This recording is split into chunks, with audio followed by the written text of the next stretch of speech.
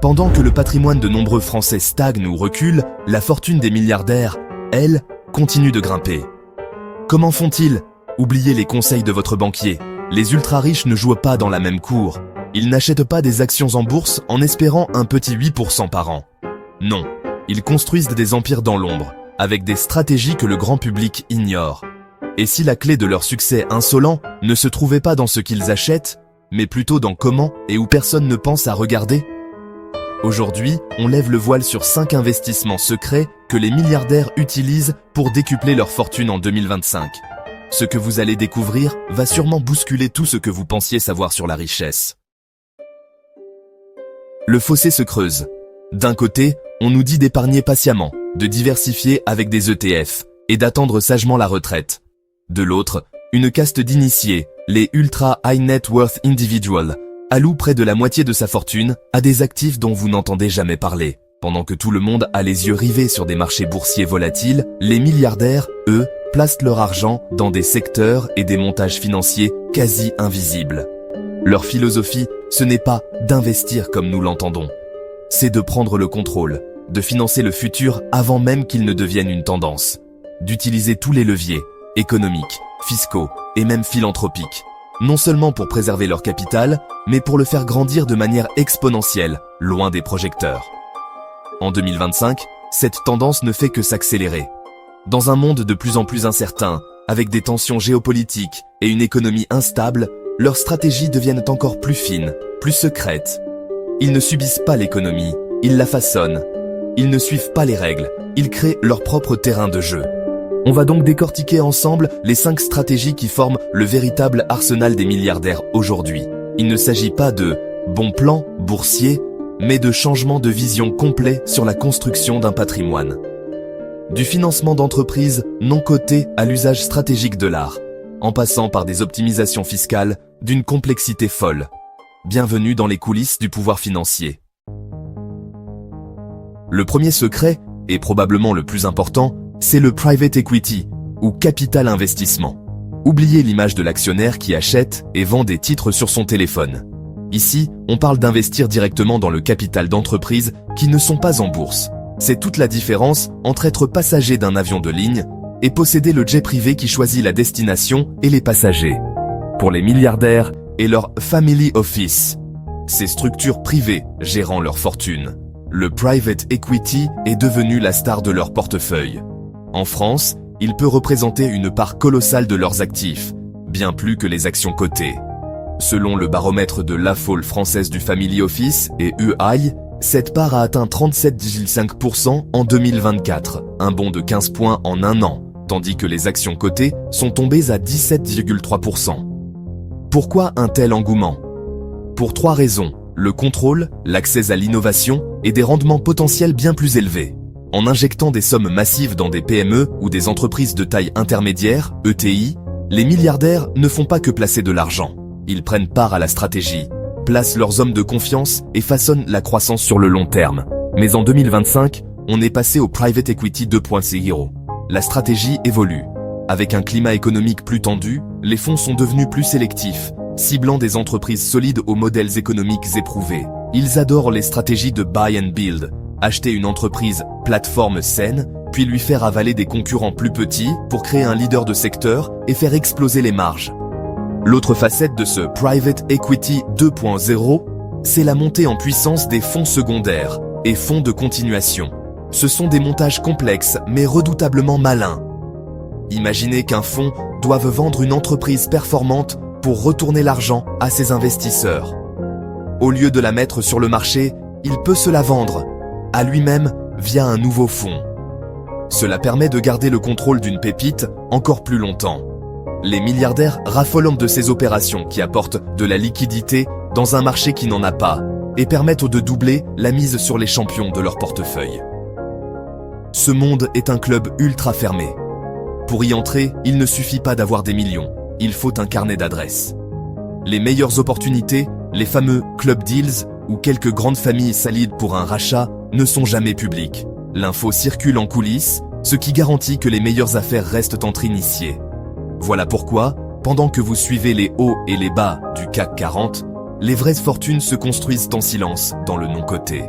Si ce genre de sujet vous intéresse, décryptez les stratégies des maîtres du jeu financier, abonnez-vous et activez les notifications pour ne pas manquer nos prochaines publications. Quand on pense investissement tech, on pense aux GAFAM. Pour les milliardaires, c'est presque déjà du passé. Leur véritable terrain de chasse en 2025, ce sont les Deep Techs. Ces technologies de rupture, nées dans des laboratoires, qui mettront des années à voir le jour, mais qui promettent de redéfinir des industries entières. Ils n'investissent pas dans l'app à la mode, ils financent la science qui la rendra complètement dépassée. Le premier domaine, c'est la biotechnologie et la longévité. Oubliez les applis de bien-être. Les ultra-riches financent des startups qui travaillent sur la reprogrammation cellulaire ou la médecine régénératrice pour inverser le vieillissement. C'est un pari extrêmement risqué.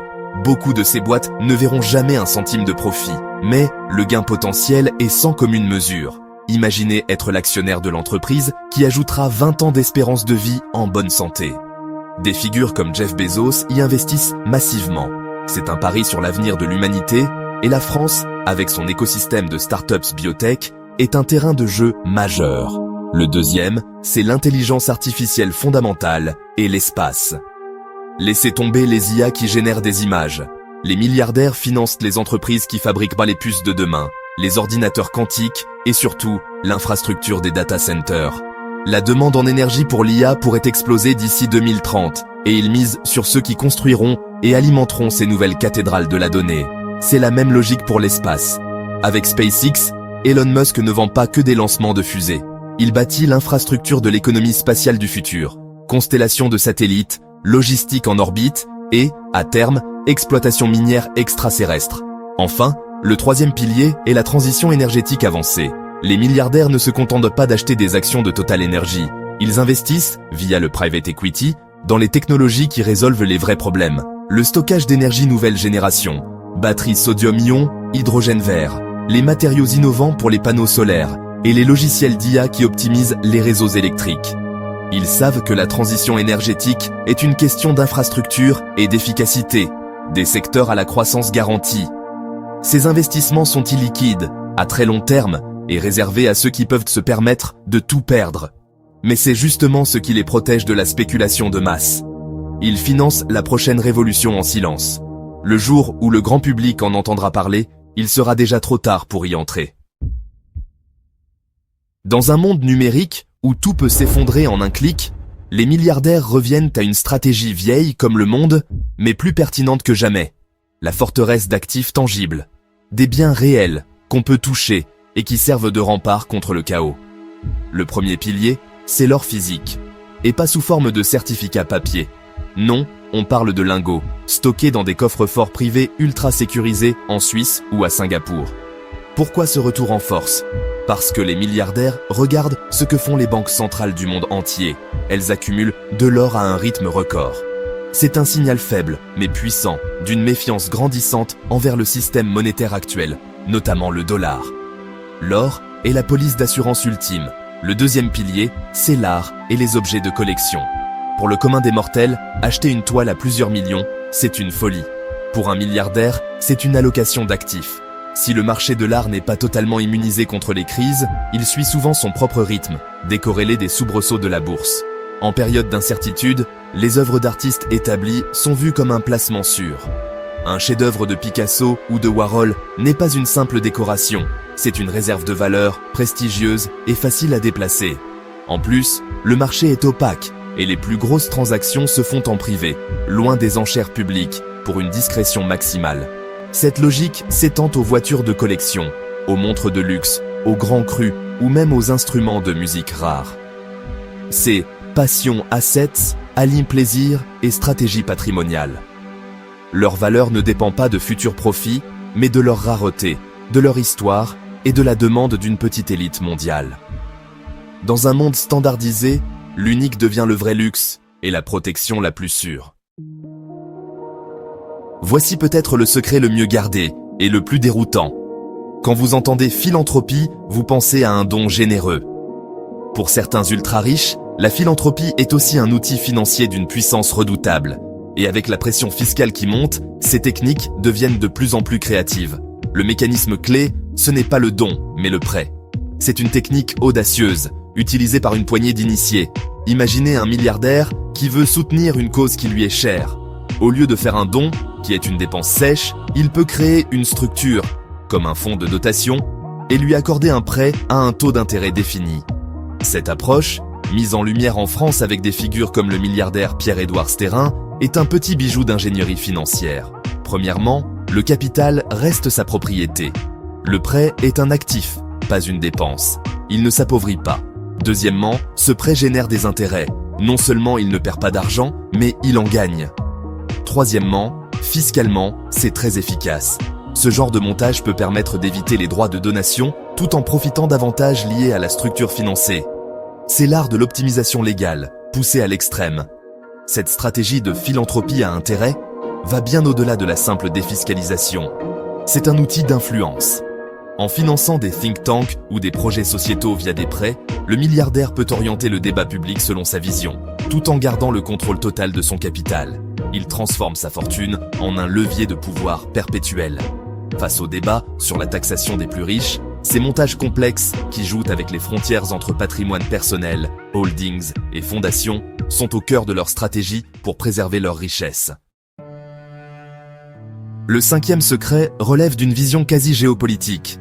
Les milliardaires ne pensent pas en trimestres, mais en décennies. Leur but, prendre le contrôle des ressources qui seront vitales pour l'économie de demain. Premièrement, l'infrastructure énergétique.